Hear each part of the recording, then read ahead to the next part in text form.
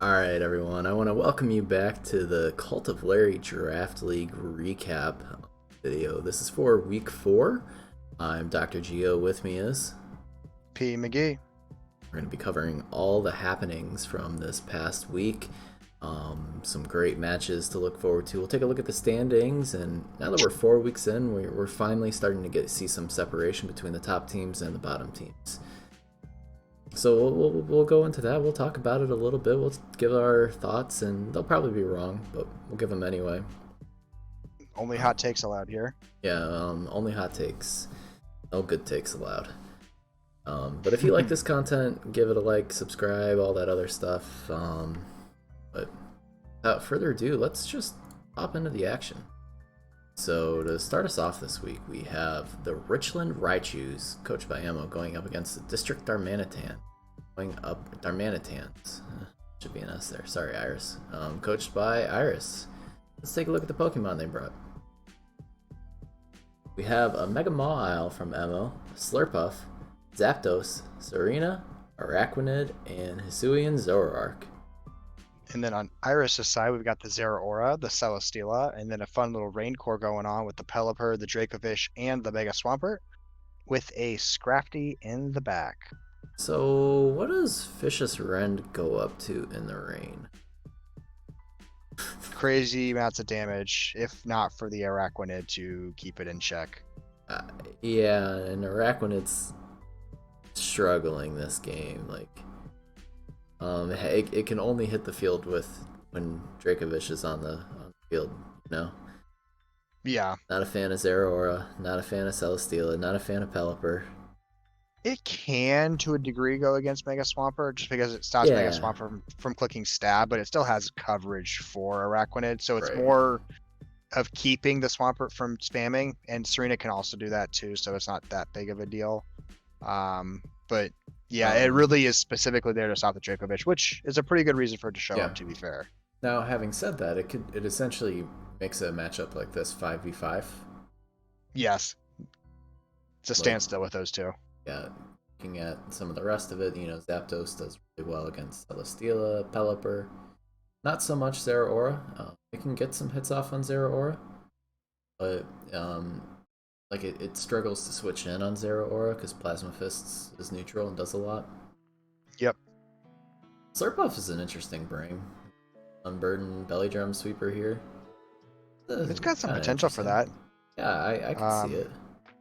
Mawile has a pretty free matchup to click moves. Right? If you're super reliant on the Celesteela to switch in, and you get called for like a T-punch or something like that on the switch in, yeah, Celesteela's not answering that. This is a actually pretty close match, and Zeraora's, you don't want to switch it in case it's a play rough or even a knockoff. I would assume base a Sucker Punch is going to 50% to Zeraora. Oh yeah, that's for sure. a rough time to be in for some Mega Mall. So you don't really have a great guarantee. But I'd imagine if anything happens to the Araquanid, Dracovish can just finish up if Zeraora doesn't. Let's take a look at our results cleans here. house. And on the Richland Raichus are able to take it. Araquanid gets 1 kill, 1 death. I'm wondering if that's with the Dracovish. Probably. Zeraora gets 2 kills, and it looks like we have a Serena cleanup here, so big way to go. It might have been Scarf. Yeah. Or Rapid Spin, I can't remember. But way to go, Emo, to get himself onto the board. Love to see it. It may be a trend among some staff this week that we are going in the right direction with the win count. Maybe. We'll see. No Maybe. Next up is the New York Yamask against the Team Nuclear Warfare, Jordan and Tox respectively. Let's take a look. Let's see what they brought. Here on Jordan's side, we have the Ursaluna, Weavile, Hitmontop, Jirachi, Mega Altaria, Smeargle. What do we got for Tox? On Tox's side, we've got the Clefable, the Blissey, the Gliscor, the Mega Sableye, the Toxapex, and the Cloyster. Really, this should be in Tox's favor if he just plays a little patiently here. There's a couple of windows, especially against the Weavile, and the Mega Altaria, where Cloyster gets a Shell Smash pretty freely, and with a Shell Smash, it can kind of obliterate a lot of these pieces. Altaria should struggle to break the Gliscor. Even a Clefable could be tough to break if it's like an unaware Clefable. Ursaluna doesn't really get to click buttons freely just because it has to deal with both the Gliscor and the Peck, so it doesn't get the Gliscor and the Mega Sableye, so it doesn't get to spam stab freely at all.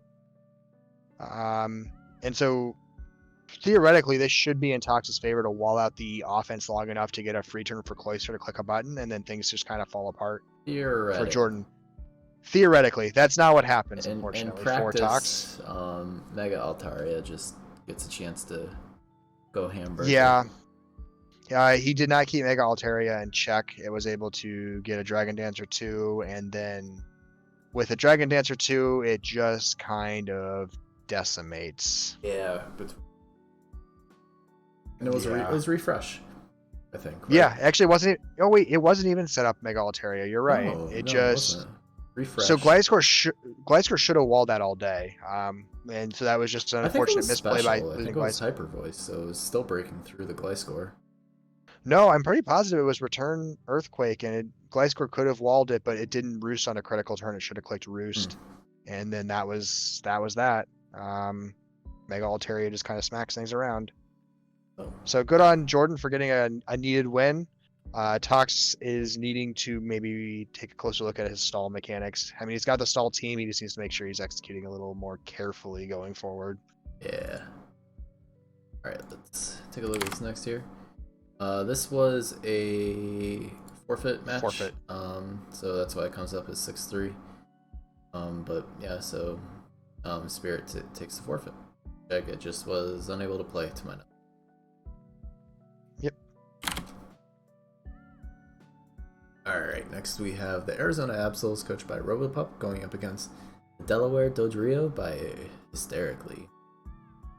Let's take a look here. Arizona has the Mega Lopunny, Heatran, Hydreigon, Necrozma, Togekiss, and Swampert. And then on Hysterically side, we've got the Manchow, the Donphan, the Roserade, the Mandibuzz, the Mega Scizor, and the Jellicent. So Scarf Manchow has a pretty great matchup here. Not a lot can switch into it besides the Togekiss, and predictable U-turns let you come in with the Mega Scizor or the Roserade to pressure out the Kiss. Mega Scizor, like the only thing that switches into that's Heatran, and you have a nice little Sand Tomb that will demolish it, or even a superpower. Like if you switch into the superpower, that's. I mean, you risk the flame body, but that may be okay. Necrozma, set up Necrozma is really scary here. If played right. I still haven't internalized the whole Meteor Beam set. I was gonna say Mandibuzz can sit in front of it for a long time, but not really. I mean, if Spadef Mandibuzz is smart enough to roost on the turn it's going to be hit by the Meteor Beam, it can probably handle Necrozma or stall it out enough with Toxic or something like that. But yeah Necrozma could, in theory, sweep. But it's a pretty good matchup for both sides. I think Hysterically has a little bit of a better shot looking at it, just because of the. Oh wait, is this our featured match? This might be our featured match. Yeah, it is. So, all right, we'll leave it at that. Yeah. There we gave you some of our initial thoughts. Perfect. All right, so I didn't turn them on, filter off, but that's okay. We have the St. Louis Charizards, coached by Zardace, going up against Big Balls Curator by The Rock. On Zardace's side, we have the Skarmory, Dragapult, Umbreon, Rillaboom, Piloswine, and Mega Medicham. On Rock's side, we got the Mega Diancie, the Silvally, the Crocodile, the Dragonite, the Garbodor, and the Spectrier. So Ace doesn't have a switch in for Mega Diancie at all. It clicks buttons absolutely for free every time it sees the field safely. Yeah, Skarmory's your best bet, but oh man, if Skarmory's chipped and it doesn't have Sturdy to rely on, Mystical Fire just pulverizes that. So it's tough. I love seeing the Piloswine every week. I respect it, and it actually has a decent matchup here to stop Dragonite from sweep threats. So it can Ice Shard or it can Icicle Sphere to deal with multi-scale. Piloswine's in a pretty good spot to pressure here on a couple of things. Yeah, it's just the Mega Deontay. Like, when you're Steel being Skarmory is such a rough place. Like, you want Corv or the Celesteela that has some special bulk.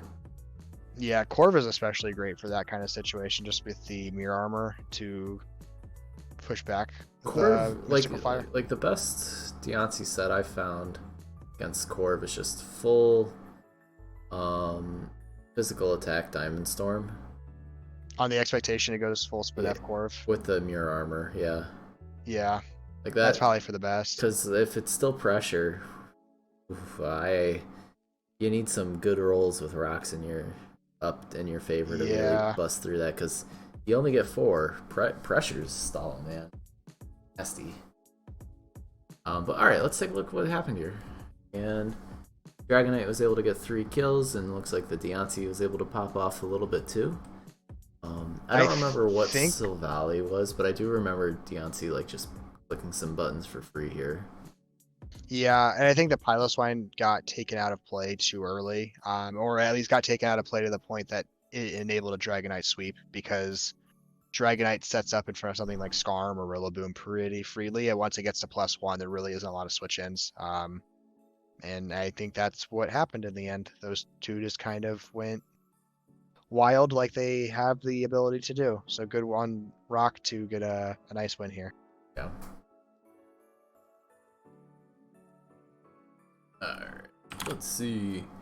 Next we have the Midwestern Moltres, coached by Shuriken, going up against the Vancouver Pavilions, coached by Soul. Here for Shuriken we have the Galar Darm, Landorus, Tapu Fini, Zoroark, Cinderace, Regieleki. And then on Soul's side, we got the Garchomp, the Tangrowth, the Infernape, the Corviknight, the Milotic, and the Xurkitree. Honestly, looking at Shuriken's team that he brought this week, just throw a Scarf on Fini and make sure it's got a negative nature on one of the defensive stats, just so you don't want it to feel too bulky with this squad. Yeah. So this is an interesting matchup for both sides here, because both of their electric mons just kind of go bananas if the ground type finds its way out of play early. Xurkitree just starts spamming Thunderbolts or Volt Switch because Aleki isn't a switch in on that. Same thing on Xurkitree. It's not coming in on Regieleki attack. So if the ground type goes down early, and this might literally be a matchup of who loses their ground type first, because then the electric type basically just wins. The Tangrowth, like an AV Tangrowth, may be able to deal with the Volt spam nonsense. T-Bolt, maybe. I don't think so. There's some issues though. Like the Zoroark plays against the Chomp could be real interesting, because you can just launch a big attack and they'll think a Regieleki attack's coming in. Yeah. You definitely get a chance to Dark Pulse or Nasty Plot pretty freely there, and there's not a switch into Zoroark at that point. This is a week though. I'd almost like to see Zen mode Darm, the Corviknight. Yeah, I mean it's a pretty good matchup for it. You can in Milotic otherwise walls, and this is actually the exact same thing I did with a Galarian Darmanitan in a different league. Was I saw Milotic against me, knew I couldn't break that with any sort of Scarf Darm, and just went sub and Belly Drum Darm on the expectation that Milotic hard switches in and tries to wall it out, and then go for broke, which I don't know if he did here. Yeah, let's see what happened. Ooh, it seems like the Chomp was able to probably set up and no win. Yeah. Fini can kind of handle Chomp to a degree, but if Fini's not super bulky or Fini's shipped down, Earthquake just kind of breaks it. And then if Chomp's able to get to +1, then Landorus and Darm can't stop it at all, and it just sweeps. So Chomp's a very scary mon for a reason. It can sometimes just be one bad turn away from Swords Dancing and then Scale Shotting to victory. Yep.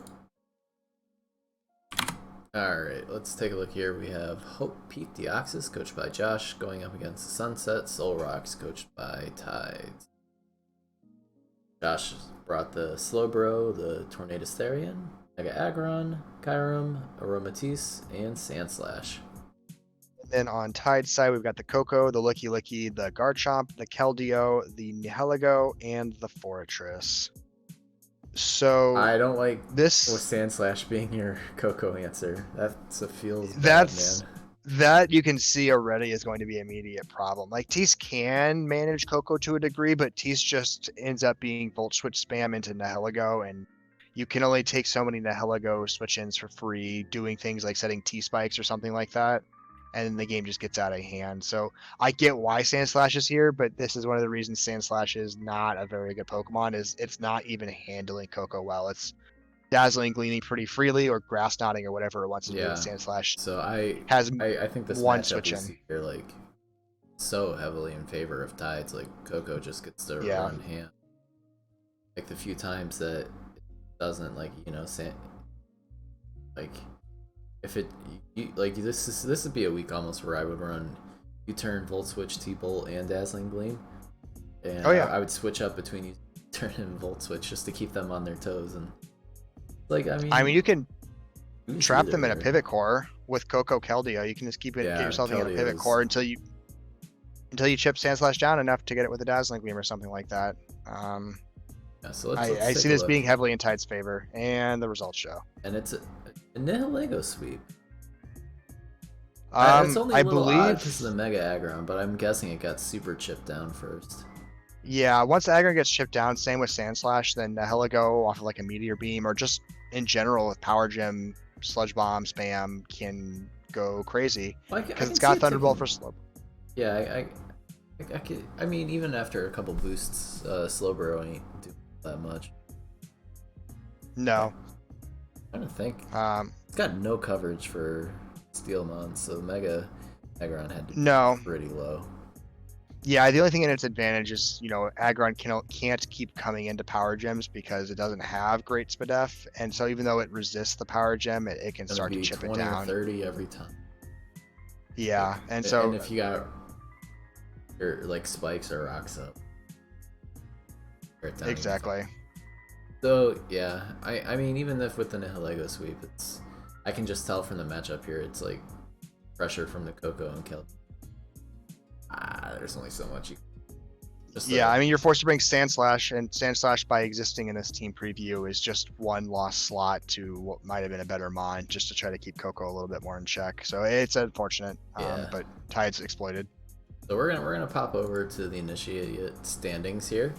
Like I said, we're starting to finally see some separation. First thing though, everyone has a win on the board, so that's really cool. Yay! Yeah. But up at the top here, we have Spirit with the Denton Zoroark, our only undefeated team left. We have Gradual and Soul also chilling at top, and then we have a ton of 2-win teams. Yeah. After Literally this, just differential separating like 8 different teams. after this 6-0, Nihilego sits at top of the kill board. That's something. Cool. The rest all kind of makes sense, except for the Reuniclus, which is it's come to 1 game, I think, maybe 2 games. It's all of its kills are from 1 game, so it's literally living off that 1 game still. Cool on it for staying there so long, but if it's not going to show any more potency, it's going to be falling off real soon. Yeah, there's a ton of like 5 and 4 mons below it, but like we don't care because they're not in the top 10. But No, they're not. let's take this moment. Let's hop into our featured match. This is between Robopup and Hysterically. We've already introduced the teams, but if you're skipping ahead to these matches, we'll reintroduce them. On Robopup's side, this is the Arizona Absols. We have the Mega Lopunny, Hydreigon, Togekiss, Heatran, Krozma, and Swampert. And then again, Hysterically has the Manchow, the Roserade, the Mega Scizor, the Donphan, the Mandibuzz, and the Jellicent. Alrighty. So we're gonna leave this on normal speed, and we'll start it on go. 3, 2, 1, go. Lead Lopunny, very cool. Mineshow, yeah, you gotta get out.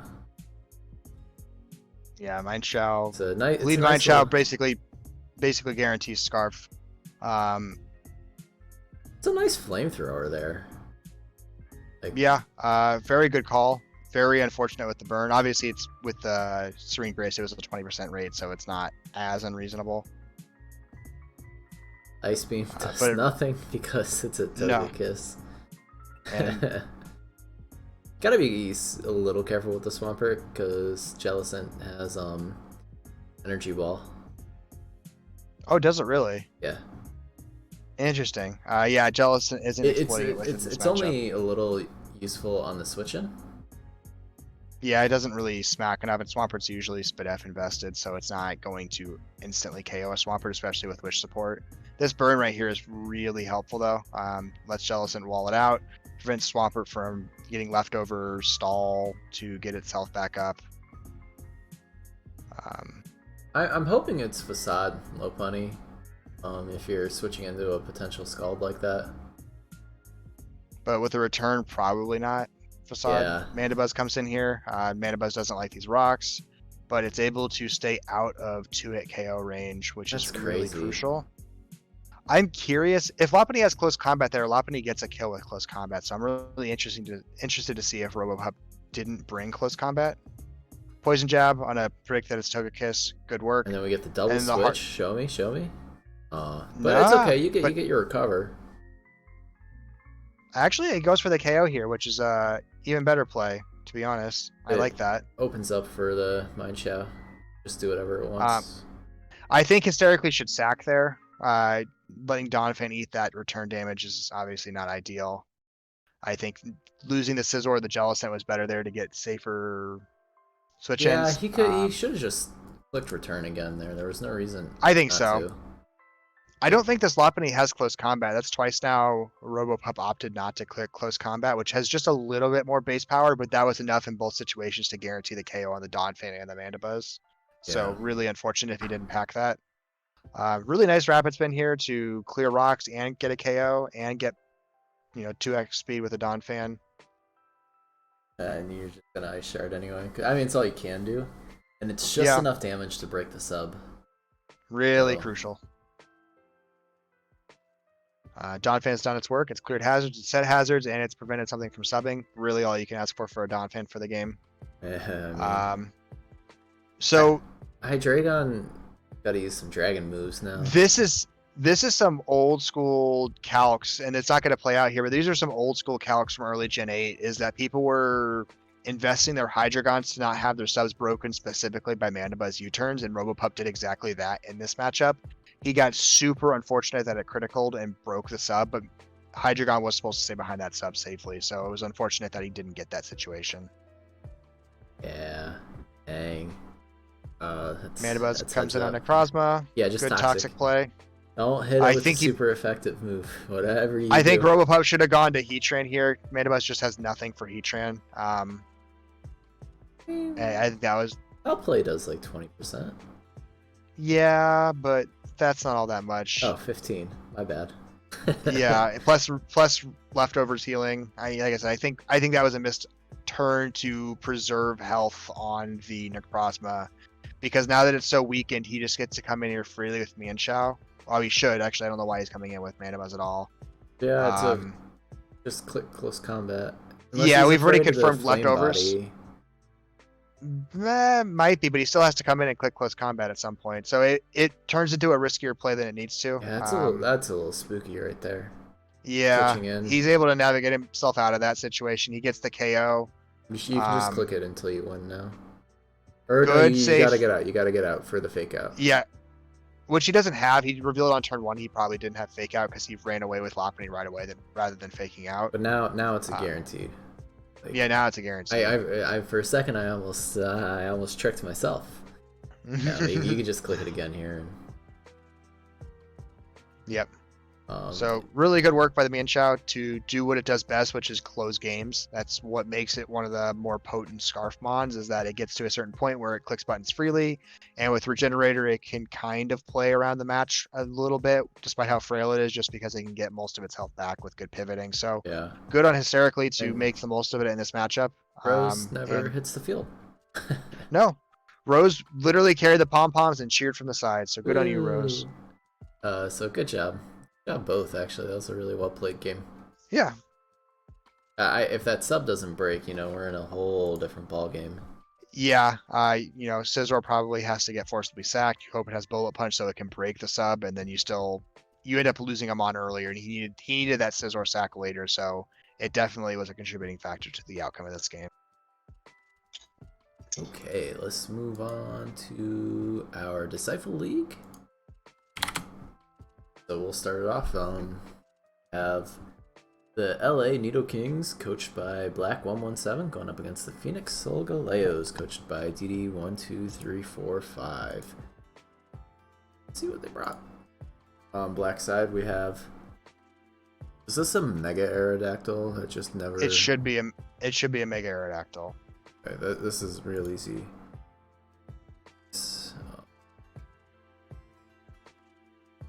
But anywho, we have a Mega Aerodactyl, Nidoqueen, Mew, Artana, Hydreigon, and Suicune. Yep. And then on Diddy's side, we've got the Mega Lopunny, the Thundurus, the Melmetal, the Seismitoad, the Kyurem, and the Clefable.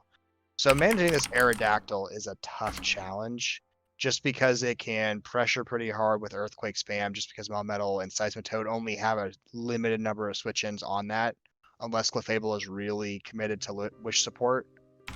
So the name of the game for Black really is just chipping pieces down until Kartana can start claiming KOs, or Mega Aerodactyl can start to sweep, or Nidoqueen gets free kills, and then trying to keep some hazards off the field, and you'll feel it's fine about it.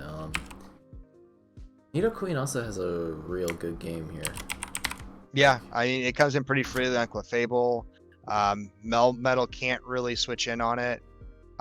So it gets to click buttons pretty freely without a lot of switch-ins that come in. Thundurus doesn't have a lot other than Psychic, but that's pretty manageable, and Nidoqueen has bulk to take one or two of those.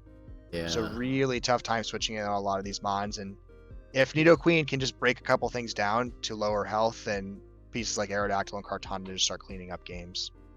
Yeah, almost in all of this, I forgot about the Kartana. Like it runs like Thundurus is the only real resist, but like if you get a boost to knock off, real. Yeah, it's like and Hydreigon does the sweep job, and it's totally fine. Like, yeah, same idea. Just another PCS. I mean, all Hydreigon needs to do well is getting rid of the Clef, because Flash Cannon, even at +2, doesn't necessarily want to hit KO a Clef. And so if you can get Clef chipped or out of play, then Hydreigon just You're supposed to use the Berry Belch to kill Clef. The super niche works one time, never again. Everyone who runs Hydreigon's like, I bet I could make this work, and then it's like, I've drafted it 4 or 5 times now. Have yet to try that once. Do not regret that in the slightest. It's a very, very niche tech, and I don't think I'm like. I know this is Clef, or you could just nasty plot Flash Cannon, and it's a little more reliable damage. There's always the thing where like, okay, they're gonna pop my berry, and then I can belch, and I got toxic. Cool. There we go. Cool. All right. So good job. Next we have our feature this week. Okay, not this. We have the Sacramento Kingdras going up against the adorable Audinos, and I think I've just been saying adorable instead of adorable, so sorry, Frandy. But let's take a look at what they brought. Here on Sacramento side, we have the Alolan Muck, Garchomp, Tangrowth, Mega Altaria, Volcanion, and Corviknight. And then on Frandy's side, we've got the Serperior, the Chandelure, the Slowbro, the Acelgor, the Zapdos, and the Mega Mawile. Really surprised to see Serperior in this matchup. I mean, this is a really hard matchup for Serperior to do anything. It's a Alolan Muck resists. Yeah, it's all it's got is Glare. I mean, it doesn't really have any windows for Leaf Storm. Tangrowth. I don't know. I'm looking at Orin Latios' team, and I don't think I really paid too much attention to it, but I kind of really like this like Corviknight Volcanion. Oh yeah, it's a really bulky backbone, but most of them also scream damage. I mean, Volcanion is a really scary hitter. Alolan Muck can scream damage. Tangrowth, people tend to forget that both of its attack stats are over 100. Or at least at 100. And he's been running this offensively. Yeah, I've seen Specs Tangrowth, like not even in this league, like spoil anything that Leos may or may not want to do or has done. But I've He's seen already run Specs. specs here, I I know, think. but just Okay. it was missing its Focus Blast. But like Specs Leaf Yeah, Storm, man, from like 125 special attack or something. Ooh, it hurts. it hurts. I It's a damage screamer. I'm pretty sure this was a fact set once. I don't know if it was just in Mox he brought it or if he actually ran it. Hmm. And he did Specs Tangela one week. Oh Jesus. I mean, Tangle's got the stats for it, amazingly. Yeah. Anywho, let's take a look here. Yeah, Black's able to take this 4-0. Look at that, 2 kills on the Tangrowth. Um, there must have been a suicide here because there's only 5 kills, like claimed on second round Yeah. side. So, or even just a life orb death. I don't think Bot counts. So. Yeah, I don't know, but like, yeah, I mean, Serp's kind of dead weight, so it's a 5v4. So all things being lose the Zapdos, or then all of a sudden Mega Altaria gets to spam life. Corviknight can do Yeah. whatever it wants because Corviknight can usually beat the Mega Mall 1v1 as long as you find out it doesn't have Fire Fang or Thunder Punch. Thunder Punch. Yep. Like, if you get chomping on the Thunder Punch, Mega Maw's gotta leave. Yep. Your Sucker Punch ain't helping you. So it's just really, No, it's a really hard match. it's hard to break that bulk core that he had, and he did well to keep it alive. Let's moving on. This is between Tentacruel Pirates by DJS going up against the Chelsea Chestnuts, coached by Waka. So here we have on Tentacruel's side, we have Togekiss, Mega Blastoise, Deoxys Defense, Ferrothorn, Dragapult, and Infernape. And then on Waka's side, we've got the Urshifu Single Strike, the Galarian Slowking, the Mega Diancie, the Heatran, the Rillaboom, and the Noivern. You know, this is a pretty nice matchup for the Slowking and the Mega Diancie here. Even the Urshifu, I mean, really, truly, the only switch in for Urshifu is the Togekiss, and that's so predictable to the point you can U-turn or you can Poison Jab on that. You can U-turn straight into Galarian Slowking or Mega Diancie, who screams attacks pretty freely. So Waka just has so many options to control the momentum of this game and just dictate and force sacks from DGS repeatedly. Even a Scarf Eruption Heatran looks pretty scary. This matchup. Yeah. Like, that said, Specs Dracopult is free to click. Like Shadow Ball, Specs Dracopult literally just clicks it nonstop. And you know, you could run a few Rocky Helmets here, you know, between the Kiss, DOD, Ferrothorn that like you go for one too many U-turns and Ursh ain't doing all that much. This is true. Could pad it, but like may not want to. And Infernape probably runs some type of priority move here. Yeah, it definitely wants something for the Urshifu. Vacuum Wave would be the go-to, but you could do a mix set because of the Slowking. And DJ is able to take it. Like, yeah, really good work from the Deoxys defense to stay alive. It was a Flash Cannon Deoxys defense. There was none of this. That's right. I remember that. Shading. I saw that and I was like, oh my god, he went for it. They had Focus Blast and Flash Cannon, and I was like, oh god, what is happening? So that was really cool to see. 75 special attack, it's fine. For a quad, it's super effective on a very frail mon. It's not a bad way to go. I remember having once had to play against a Deoxys defense with my own Mega Diancie. It's actually quite difficult to KO a Deoxys defense. To the point, I think I ran like no HP Endeavor expecting max HP Deoxys defense, and that turned into a confirm on like a Diamond Storm if it didn't have enough investment in one of its defensive stats or something like that. It's really tough to 2-hit KO a Deoxys defense. So Yeah. I can see why that was difficult, like that was trouble in this matchup. And then I would Urshifu never imagine took off. Urshifu is like the only thing to reliably break the DoD. Yep.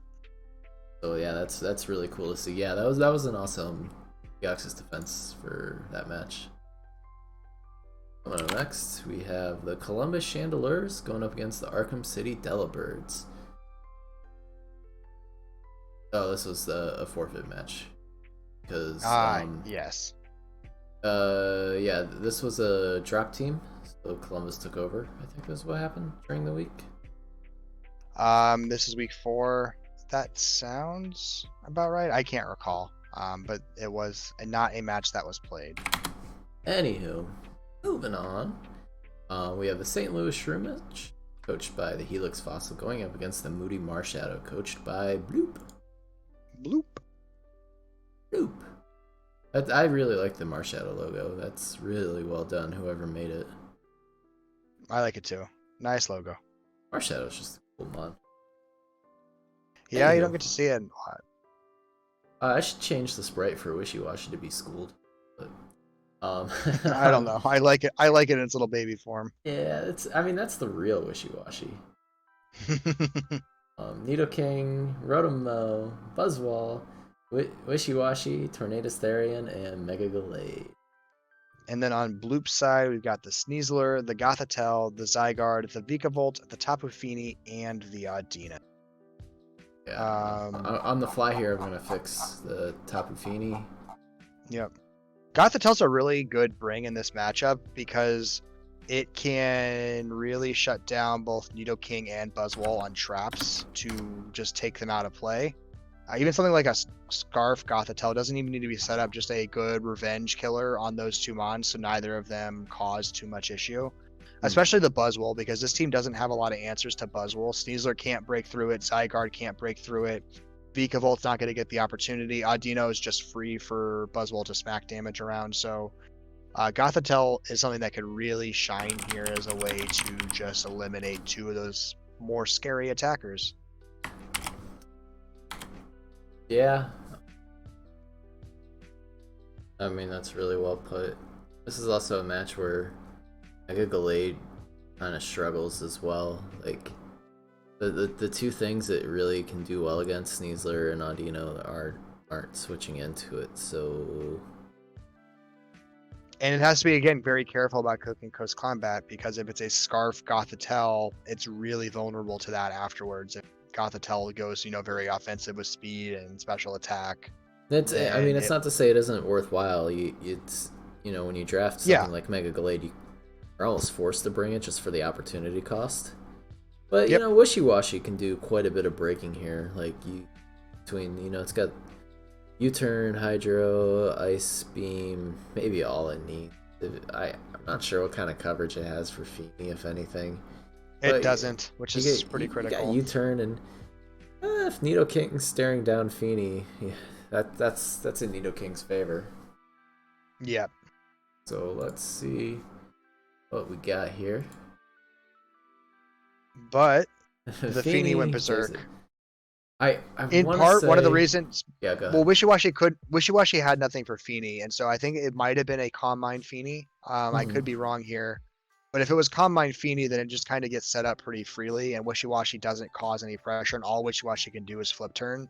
So Buzzwole's forced to retreat, Wishy-Washy's forced to retreat. Torn doesn't do enough damage immediately unless it's like Sludge Wave and very special attack invested. And then Gallade doesn't want to hit KO, so Glade's usually forced to retreat so it doesn't die to Moonblast. Yeah. All those just create Fini opportunities to get a setup move or two, or just go out and click Moonblast.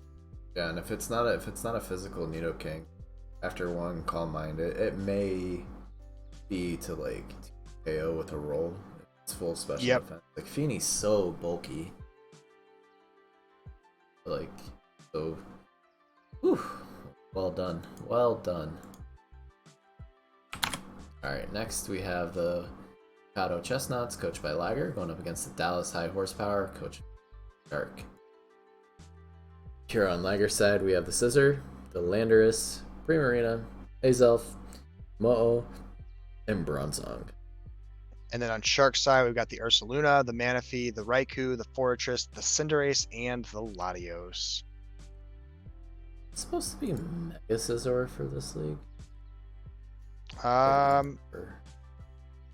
don't know. And to be honest, it doesn't matter. I know the results of this matchup. Mega. It's Mega. Okay. I'm just fixing it on That's the dock fair. side. Not the recap. You all our lovely viewers will just kind of know. This matchup was what happens sometimes when you know exactly how the other person preps and so plays.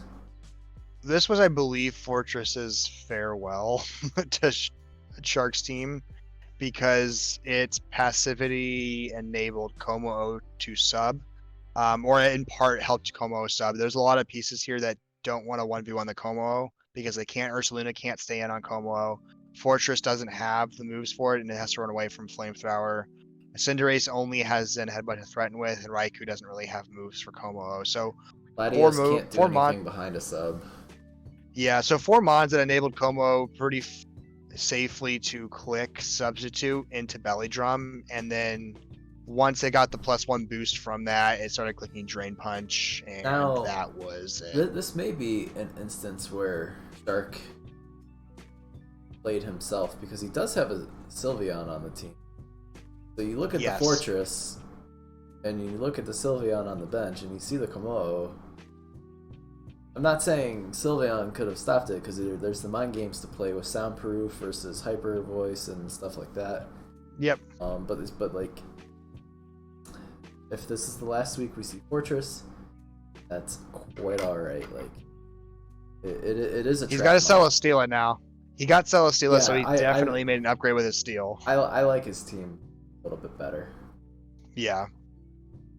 But yeah, Como. This is the reason why Como is a very potent Pokemon, and just because it has so many ways to sweep with Clanker's Soul or Belly Drum or Iron Defense or just Dragon Dance. Como is very scary, and Liger whipped out one of the more fun sets, which is the Substitute Belly Drum. So good on him for a fun and effective set. Salic Berry, or however Wolf Click pronounce it. It's a little different, the accent. And this is our featured matchup, so being the last match of the week, we're just gonna go into it. We should do the featured matches. Yes, I just concur. realized that. We're learning on the fly. Yes. Okay, here we have Dashing Sceptile going up against. I don't remember their team names because we are 45 minutes into the video. It's fine. It's the Seattle Sigilifts on Dashing's team, and then the Tennessee Type Knowles. That's really the sad thing, because I just clicked off the tab 30 seconds ago. I just know them by memory from Pick'ems. Here we have Sceptile's team. This is just normal Tyranitar. I believe so. So we have Tyranitar. We have the Tsarina, Keldeo, the Enamorous, the good one, Garchomp, and Victini. And that Garchomp is Mega. Yeah. And then on Zeke's team, we've got the Type Null, which is a very good bring to keep Enamorous in check. The Zoroark, because that's the mon he wants to get KOs with, is I believe that's Mega Scizor. I could be wrong on that. No. Liger has Mega Scizor. Oh, then this is just regular Scizor, Zeraora, Landorus Therian, and Milotic. So we're gonna get into this normal speed. 3, 2, 1, go. See Gojira. All right, we trade. Oh, very sad. Well, very sad indeed. This is a really crucial poison on the Tyranitar for Zeke, because that's the only thing really switching in on Shadow Balls from the Zoroark. So by getting that status immediately, it just enables the Zoroark to spam. So good play by him. I think Dashing maybe should have been a little more cautious with his one Zoroark switch in. Yeah, I like the switch Toxics turn 1, but letting it stay in for a Scald is Yeah. not recommended. Like, you went for it. You have the Serena that can switch into a Scald, that's fine. Interesting choice by Zeke to go into the type null instead of Scizor. Since Scizor basically walls Serena. Yeah, there's the Scizor coming in now. Gets It him may some have slow just momentum. may have just been a little scouting Yep. Type null, which we know is not the type null because because it's this not one's poisoned. healthy. But Dashing seems to have forgotten that, so it worked out just fine for him. Oops. Hydro Pump misses, super unfortunate. Serena's forced to come in just on the expected play rough that comes out. This is a really fat Serena. That can take some Yeah, hits. wow. Serena have synthesis? It does. So Alright, cool. here it is. If it So didn't, Serena can looks a little inevitably silly, stall but the Zero Aura, which is pretty clutch. yeah, Blaze Kick is the only coverage for it, and it's hard to justify running that if they don't have like a scissor. Okay, so Scarf Scizor clicking dual wing beat was super spicy by Zeke to catch that Keldeo by surprise and just shut it down. Yeah, that was awesome. I Plasma Fist love the here. dual wing beat. It demolishes as it does. I don't disagree with the force sack there either to create a safe window for Garchomp to come in and try to set up. Although Garchomp ended up eating more damage than expected. Yeah, it's just such an easy place to sack the Zero Aura to just keep the sub down. So like, like if you want to set up, you're gonna die. If you want to kill me, that's fine. But And then there's just not enough left to no. in the game here. Your hope is to just get it low enough such that you can feed another kill to Zoroark. Which is exactly what's happening here. So Zoroark's gonna come in and get a bonus KO.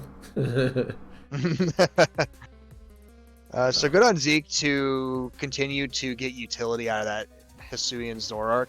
It's really been a fun piece for his team and on other teams as well, showing its potency as just that ability is really hard to play around sometimes. And we are definitely seeing a revival of Zoroark in this league, and definitely strong part because Hisuian Zoroark part of that play. Yeah, it's like you're getting double the amount of Zoroark for people to play around with.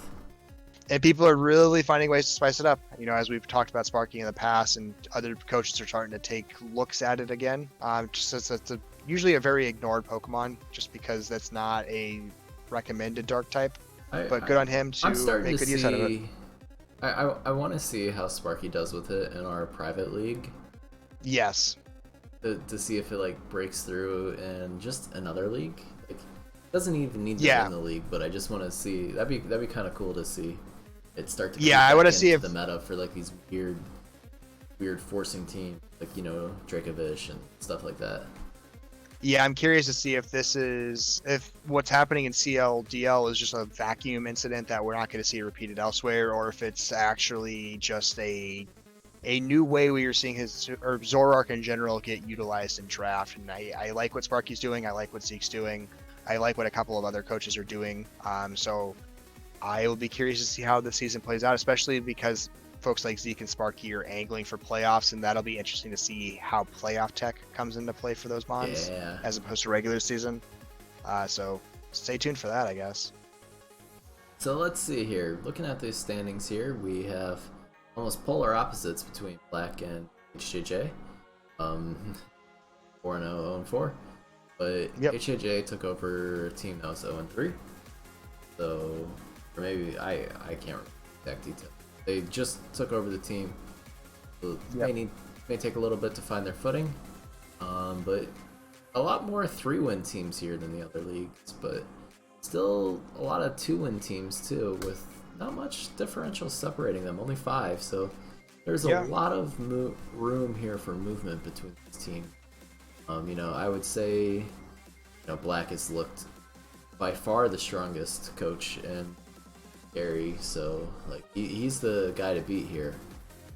I believe he's handed losses to both Liger, like the only losses to Liger and Frandy. I might need to double check that. So he's not just walloping teams at the bottom. Frandy lost to Claudia. It's this Oh, week. you're right. You're right. That's my bad. It But might have been regardless, Zeke but yeah. Black's doing really good work against some quality coaches. I mean, yeah, Orn, DD, DJS, Shark, these are all very good opponents, and he's looked good in all 4 matches. So a really scary competitor that came in as a dark horse and is now really starting to look like the front runner. Yeah. Urshifu sitting at top. Woo, yay! I think Right 6 of behind those it, or 5 of those come one from week 1, Wedge. so it's Yeah. yeah. Hey, I mean, you take what you get. Sui and Zoroark, though, close behind. Yeah.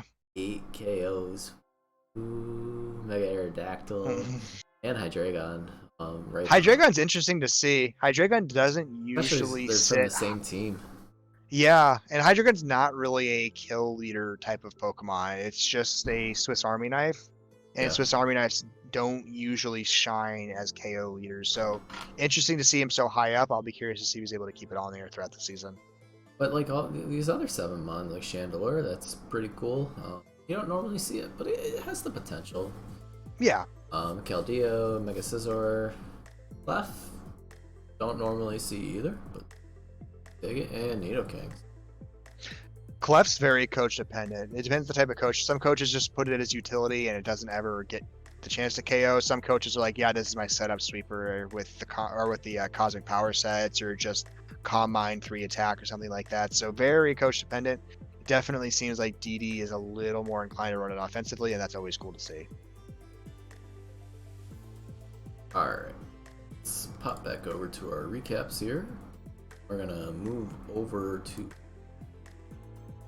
Master Larry division. Mm. We're gonna start at the top here. Oh, I didn't update it. That's okay. This isn't Epics anymore. Epics had to drop the league. This is a Fancify. So we have the Miami Delphox by Luigi going up against Fancify's team, West Virginia Wingles. Let's see what they brought. On Fact side, we have the Mega Pidgeot, Androstherian, Sui and Lilligant, Dragapult, Blastoise, and Mesprit. And then on Fancify's side, we've got the Klefki, the Thunderous Therian, the Mega Swampert, the Volcanion, the Toxicroak, and the Umastar. So what I noticed right away is Hisui and Lilligant gets to do whatever it wants. It's pretty free. When Thunderous is your only I guess technically Thunderous and Toxicroak resist stab, but neither are bulky, and so they're going to break apart pretty quickly. That's the big scary part.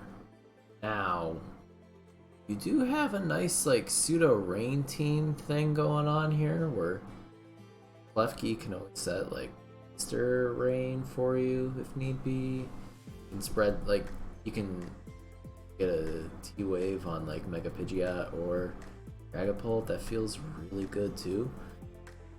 You got some options here, and then you always got Omastar to do a little shell smashing. Oh yeah. So you got some ways to play around, and like if Omastar's set up, like it's up to Blastoise to kind of stop that, Oh, absolutely. Lilligant's gonna die, Dragapult dies, Lando dies. Mesprit, It's a quirky matchup where can like force it out or something, or yeah. status it. But, like, This is a funky matchup where a lot of pieces can take off on either side depending on what kind of sets they bring. Yeah. And here we see the 3-0 with Dragapult taking 5 kills. And yeah. This came down to a really unfortunate turn of RNG where Klefki had a Thunder Wave opportunity on the Dragapult, but it missed. So Dragapult got a sub set up. And it just went ham with Dragon Dance setup. Klefki also had the misfortune of not having an attacking move for the Dragapult, which meant it got to sit behind the sub safely and Klefki couldn't pressure. And then once that got going, there was just no answers to Dragapult, and that's why it swept like it did. I will say, Fack did what he needed to do on the attackless Klefki. Continued to set up, get to like 2.5, so like he could always This Klefki could still set Reflect. But I don't think it mattered. I think this was Infiltrator Jackapult. Oh, it was Infiltrator. That's right. I talked to Fat Guy Yeah. match, so it doesn't matter. Yeah, because it was a good bring when you see Klefki. Klefki likes to be screen setters every now and again, so Infiltrator Jackapult made a lot of sense in this matchup. Not that it normally is Infiltrator anyway. Sometimes it's Clear Body, but Infiltrator definitely made sense as the ability, and he did well with it. Yeah, so this kind of situation. A little bit unfortunate RNG there, but yeah, still well done by Fact to take it. All right, next we have Flight Club by Cats going up against Cozy Charmanders by Jack. Jack just never really scheduled, so goes to Cats. Cats. Good job, Cats. Hooray, you did it. All right, next we have your matchup, Living Like Larry. Yeah. Look at this absolutely high quality logo.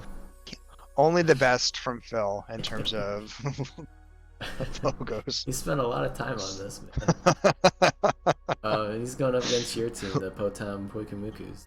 So let's see what mods you guys brought. Here on Phil's side, we have the Kabutops, Celesteela, Politoed, Tapu Lele, Zygarde, and Seismitoad. Yep. And then on my side, I've got the Landorus Incarnate, the Cinderace, the Mega Mawile, the Kommo-o, the Slowbro, and the Umbreon. You know, if Kommo-o can get set up here, like, that feels pretty good. Celesteela is, like, the best thing for it, but it's got Poison Jab for the Lele. I mean, this was a Scarf Kommo-o, I believe, specifically because I was afraid to set up Zygarde a little bit, so I brought Scarf Kommo-o with Clanging Scales so that Zygarde can't sit behind a sub. Flash Cannon for Lele, Flamethrower I think for like the Celesteela, and then some kind of coverage. But Kommo-o really was just trying to go out and do damage because I was so afraid of rain in this matchup that I didn't feel like I was going to get a passive turn to set up. Yeah, and so it was better just Seismitoad's even a little scary for your team. Like Slowbro is eventually going to get poisoned, and same thing with Umbreon. And like I know Umbreon can heal Bell, but you're always switching. It's a tough matchup. Poisoned. And my answers for Lele suck because my best one is Mawile to resist stab, but Mawile doesn't like to switch in on that. And then, my Umbreon keeps some Psychic Spam in check, but Umbreon's not really switching in on Lele. And then Cinderace is my one like Moonblast switch in. Really awkward matchup for me to try to manage Lele just because my Steel type isn't really bulky. Well, let's see what happens. Mega Mawile with 0 kills, 1 death. Very good. Yeah, that's not standard. But yeah, so it's the 4-0. What had happened? Cinderace just go hamburger? I think I had some good pivoting cores going on. I was able to get the Politoed whittled down. Mega Mawile was able to get some chip. Landorus got a couple of useful turns just because I was able to navigate around the Steela. And then Umbreon got to click some useful foul plays. I think it KO'd Seismitoad that way. KO'd maybe Kabutops or Zygarde that way. And then, like I said, Kommo got to click Pyro Ball at the end to clean up the Lele. And I finally find myself out of the 0 win column and into the 1 win column. 1 win. Let's go.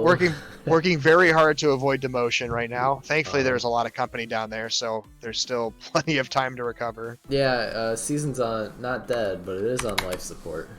I've been on life support since draft, I think. I'm finally coming to terms with that. Alright, next we have the New Jersey Origin, coached by K-King, going up against the Thunderous from Down Unders by Sparky. On K-King's side, the Rapid Strike's not loading. We have the Urshifu Rapid Strike, Zeraora, Rotom-Mow, Togekiss, Latios, and Poikumuku. Larry. I do respect K-King coming in as a substitute and still keeping Poikumuku on the team. A lot of respect for that decision. So glad to see Poikumuku. He doesn't want you to have it. That's fine. I've committed to not running it this season, and look how well I'm doing. So I think people should probably take it from me more often because apparently I'm trash without it. Apparently. But it made a lot of sense to bring that Poikumuku because the very first thing on Sparky's team is the Dracovish. And then we've also got a Primarina, a Rillaboom, a Sneasler, a Palossand, and a Victini. So Hey, classic the Sparky, just spamming lots of attacks here and not a lot of Zoroark stayed switch-ins for home. them. It's cool. It did stay home, but it doesn't even need to show up because he just screams damage with everything. Taking a look here, and the Prim just kind of took over. I don't think this was a setup Prim. I feel like it could have been Scarf for the Urshifu, but I could be wrong about That's that. what I want to say. I thought it was Scarf, but And it I outspeeds the saw. Latios with Scarf. Yeah, I think I saw a few different versions, and like, there's no real Moonblast switch in here. Like, Kind of Togekiss, but only limited amounts from Togekiss, and that just Togekiss having to take a turn to Roost just invites Dracovish in to get a free Vicious Rend, yeah, and potentially. I don't think this is he didn't bring it, it looks like, this match. What I want to see, people don't tend to do, but Dracovish can do some funny things against Pyukumuku, especially if it's an in and out set where it can set up with like Meteor Beam behind a sub and just keep clicking Meteor Beam to deal with a passive water. It doesn't look like he brought that kind of shenanigans for this oh, these Pyukumuku fossil matchup. Pokemon, man. Game Freak needs to stop with Meteor Beam. It's a way. I mean, that's how you beat things like Vaporeon or Pyukumuku that don't actually put damage out at you. You just click Substitute and you click Meteor Beam nonstop, and he gets a +6 special attack. I never thought of that. That's hilarious, actually. Yeah. So I'll look forward to seeing Sparky try that at some point, maybe Yeah, if he runs I'm wondering into if Vaporeon. the Sneasler here took down the Togekiss, and then the rest was just like Prim going, all right, let's go. Yeah. Alright, next we have the Alberta Surge, coached by Huiku, going up against the Republic City Fire Ferrets, coached by Claude9. Here on Huiku's side, we have the Bronzong, Rotomush, Audino, Zapdos Scalar, Zarude, and Nidoking. And then on Claude's side, we've got the Garchomp. In possibly his first draft appearance in any draft league in the history of Pokemon, we have Crabominable making a debut, the Mega Scizor, the Tapu Fini, the Rotom Fan, and the Celebi rounding out the team.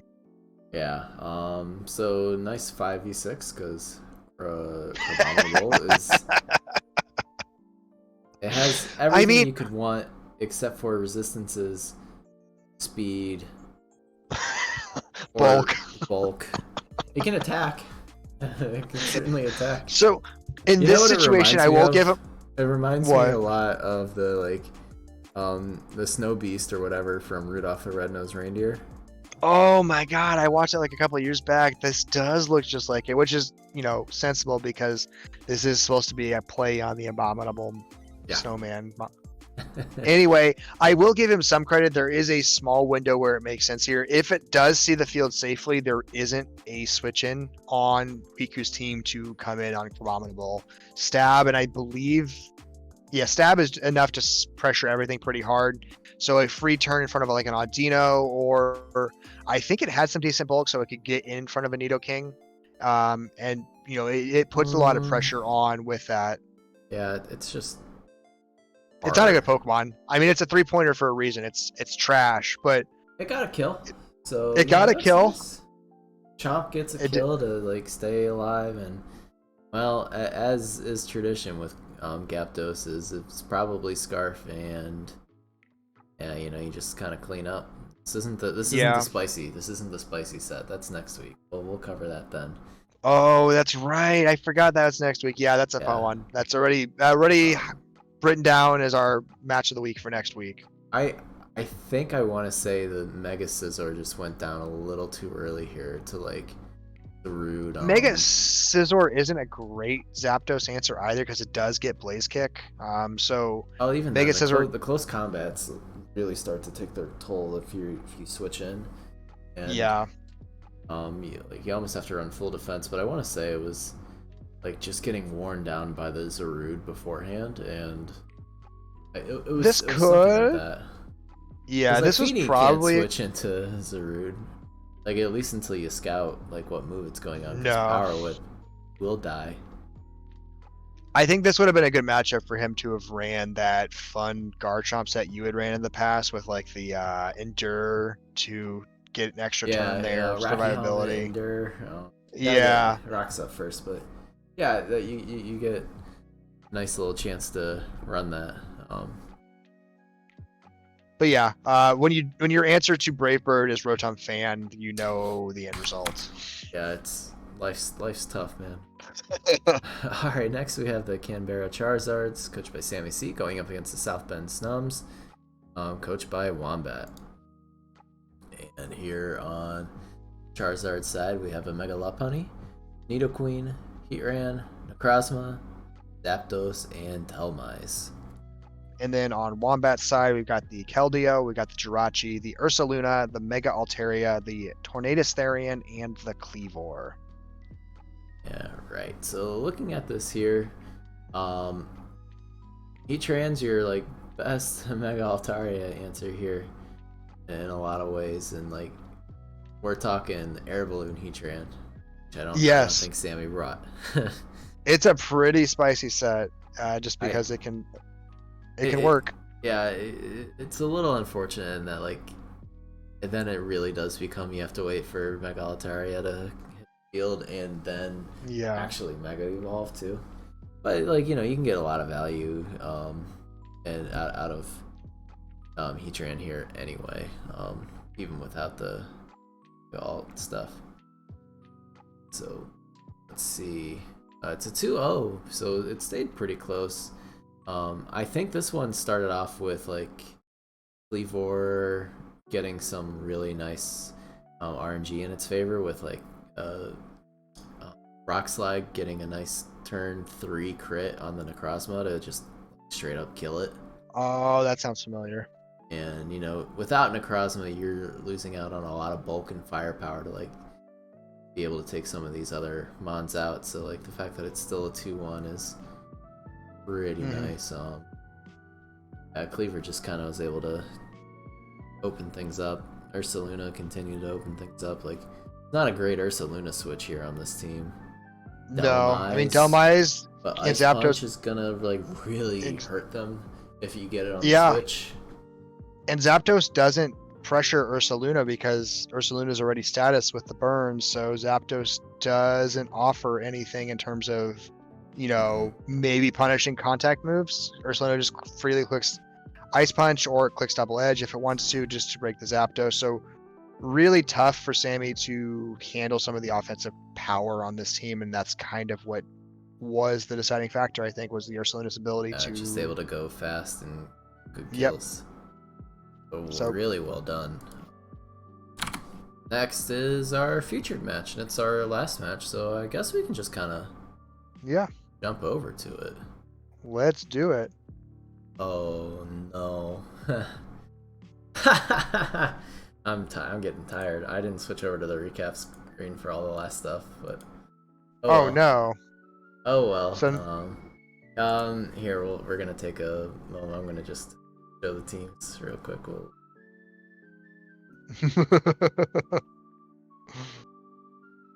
Getting real tired, guys. It's midnight where I am here.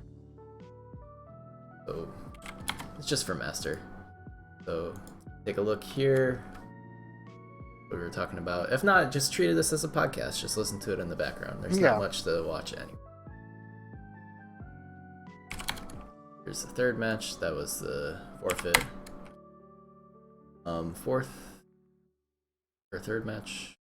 Here they are. Yeah. Fourth. Fifth. If you're a coach that was in this league, you know how you did. We were just talking about it. Yeah, I mean, like I said, you could just listen to this as a podcast. There's not much to actually see. Except for it's a glance value thing. You look down, you see the colors. It's cool. Yeah. And all right. Back to the main event. Yes. So I wanted to be the one that offered we do this battle just because neither Geo or Frost I have gotten off to the best start this season alongside myself. The 0-3 this was 0-3 match. This was like final chance to get back in the running for playoffs kind of matchup between both of them, because this is more or less a winner go home. Loser falls to 0-4. Season's a little bit on life alert. So they had a lot to play for here just to keep their seasons alive, and I thought the play and the situation were both pretty high stakes, and it was a fun one to watch. So yeah, I suggested we look at it. On my side here, we have the Mega Gallade, Alolan Muck, Gliscor, Dredagon, Registeel, and Kamala. And then Frosty has the Crobat, the Salazzle, the Kartana, the Suicune, the Deoxys, and is that just a regular Garchomp or is that No, a Mega? it's I can't Megachomp. recall. Megachomp. Megachomp. Oh yeah, yeah, because Megachomp here is gonna have some pretty spicy tech. Oh, I don't think it's that spicy considering the matchup. I just didn't think of it. But alright, we see the Crobat. Or here, I'm gonna pause. Let's just restart it because I started before you. Alright, Yeah. you ready? Count me in. 3, Yep. 2, 1, go. Alright, so we have a Kamala lead up against Crobat. Crobat just taunts. Like, it knows what's up. Brilliant play. Can't sleep talk. Also, you can't click Can't- Last Resort even if you click Sleep Talk. I had no idea. Yeah, the sleep talk actually has to happen as the move. Yeah. It was really interesting. So, Gliscor is able to come in, which is cool. Gets the Toxic Orb time. We get a Facade off. And we see the sub from Kartana, so I know it's sub SD, so I immediately just click Roar with Dread. I'm like, Yeah, get out of here. Yeah. Good call. Saved what could have been a disaster. Yep. So you're gonna get some pretty helpful RNG RNG, these yeah, next yeah. 8-10 turns. I mean, We're gonna- statistically, Frosty should have gotten a burn on any of these upcoming scalds. Yeah, that we really can, would have we can count impacted. them. We can count them here. 1. Okay.